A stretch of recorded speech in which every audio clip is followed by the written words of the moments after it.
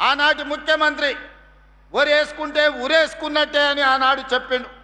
ఆయన మాత్రం పక్కనే ఉన్న మెదక్ జిల్లాలో ఫామ్ హౌస్లో 100 ఎకరాలలో ఒరేసుకొని 4200 రూపాయల క్వింటాల్కు కావాల్సిన కంపెనీలకు అమ్ముకున్నాడు. ఆనాడే నేను చెప్పిన తెలంగాణ రాష్ట్ర రైతాంగం కాంగ్రెస్ అధికారంలోకి వచ్చిన తర్వాత మీరు పండించే వరి ధాన్యాన్ని మేము కొనుగోలు చేస్తామని చెప్పినాం. ఈనాడు మీరు పండించిన వరి ధాన్యాన్ని కొనుగోలు చేయడమే కాదు, ఉత్తమ్ కుమార్ రెడ్డి గారు 500 రూపాయల బోనస్ ఇచ్చి చివరి గింజ వరకు మీ పంటలను కొన్న చరిత్ర ఈనాటి ప్రభుత్వంలో మీ కళ్ళతోనే చూస్తున్నారు కదా. మరి ఆనాటి ప్రభుత్వానికి ఎందుకు ఈ చిత్తశుద్ధి లేకుండా పోయింది? ఒరేసుకుంటే ఉరేసుకున్నట్టే అని చెప్పి ఆయన పొలంలో 100 ఎకరాలల్లా వరి పండించుకున్న విషయాన్ని తెలంగాణ ప్రజలు మర్చిపోయినారని అనుకుంటున్నారా? మరి ఈనాడు మీకోసం కష్టమైన బరువైన 500 రూపాయల బోనస్తోని ఈరోజు వడ్లు కొనుగోలు చేయడమే కాదు, ఆ వడ్లను బియ్యంగా మార్చి 3,48,00,000 మంది పేదలకు సన్న బియ్యాన్ని అందించే కార్యక్రమాన్ని మన ప్రభుత్వం ముందుకు తీసుకెళ్తున్నది కదా. ఈ రకంగా ఆనాడు రైతు బంధు అన్నాడు, 10,000 రూపాయలు ఎకరాకన్నాడు. నేను రైతు బంధు చేయలేదు, రైతు భరోసా మీద ఇంకా 2,000 పెంచి 12,000 రూపాయలు ఎకరాకి ప్రతి సంవత్సరం 32 నెలల్లో 36,000 కోట్ల రూపాయలు రైతు భరోసా పథకం కింద 70 లక్షల రైతుల ఖాతాలలో మా ప్రభుత్వం ఇందిరమ్మ రాజ్యంలో ఈరోజు రైతుల ఖాతాలో నగదు బదిలీ చేసినాం. నేను సవాలు విసురుతున్న చంద్రశేఖరరావు గారికి, నీ జిల్లా గడ్డ మీద నుంచి రా, శాసనసభలో చర్చిద్దాం. రైతుల కోసం మేము చేసిన మేలు ఏందో, మీరు చేసిన అన్యాయం ఏందో ఈరోజు మాట్లాడదామని నేను అంటున్నా. అదేవిధంగా ఆనాడు 1,00,000 రూపాయల రుణమాఫీ అన్నాడు, 4 విడతలు అన్నాడు, అసలు ఇస్తా అన్నాడు, మిత్తిస్తా అన్నాడు. 2 సార్లు ముఖ్యమంత్రి అయినా 6 లక్షల రూపాయల రుణమాఫీ చేయలేదు. ఆయన ఇచ్చిందంతా మిత్తికే సరిపోయింది.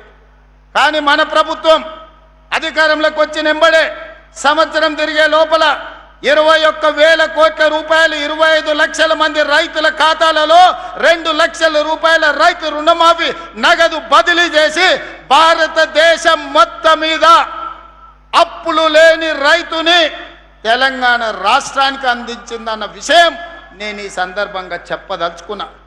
కేంద్ర ప్రభుత్వం ఇచ్చిన నివేదికల్లో అతి తక్కువ అప్పుల్లో ఉన్నది తెలంగాణ రాష్ట్ర రైతాంగం అని నివేదిక ఇచ్చిన మాట వాస్తవం కాదా? బీజేపీ నాయకులకు కనిపిస్తలేదా అని నేను అడుగుతున్నా. మీ ప్రభుత్వమే కదా రుణం లేని రైతులు ఉన్నది తెలంగాణ రాష్ట్రంలో అని కేంద్ర ప్రభుత్వం నివేదికలు ఇచ్చింది కదా. బీజేపీ నాయకులు అది చదువుకుంటే రైతుల కోసం మన ప్రభుత్వం చేసిన మేలు ఏందో ఈనాడు కళ్ళకు కట్టినట్టుగా కనిపిస్తుంది. అందుకే ఇవాళ ఉచిత కరెంట్ అయినా, పండించిన పంట కొనుగోలైనా, సివిల్ సప్లైస్ కార్పొరేషన్ ఇంతకుముందు ఉత్తమ్ కుమార్ రెడ్డి గారు నాతో పంచుకున్నారు. 32 నెలల్లో తెలంగాణ రైతాంగం పండించిన పంట వడ్లకు 90,000 కోట్ల రూపాయలు చెల్లించినాం. ఎంత జగన్న, నువ్వు మళ్ళీ చెప్పాలి. 32 నెలల్లో రైతులు పండించిన వడ్లకు ఉత్తమ్ కుమార్ రెడ్డి గారు 90,000 కోట్ల రూపాయలు పేద రైతుల ఖాతాలో నగదు బదిలీ చేసిండు.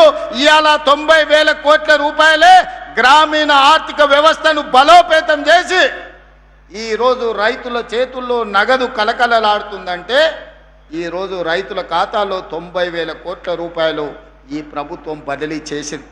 ఇది మా ప్రభుత్వం అమలు చేసిన సంక్షేమ పథకం కాదా? 21,000 కోట్ల రూపాయలు రైతు రుణమాఫీ చేసింది మేం కాదా? 36,000 కోట్ల రూపాయలు ఈరోజు మీ ఖాతాలలో రైతు భరోసాలో వేసింది మేము కాదా? సంవత్సరానికి 15,000 కోట్ల రూపాయల చొప్పున దాదాపుగా 2.5 సంవత్సరాలకు 35,000 కోట్ల రూపాయలు ఉచిత కరెంటు కోసం రైతుల తరఫున విద్యుత్ శాఖకు మన ప్రభుత్వం చెల్లించిన మాట వాస్తవం కాదా?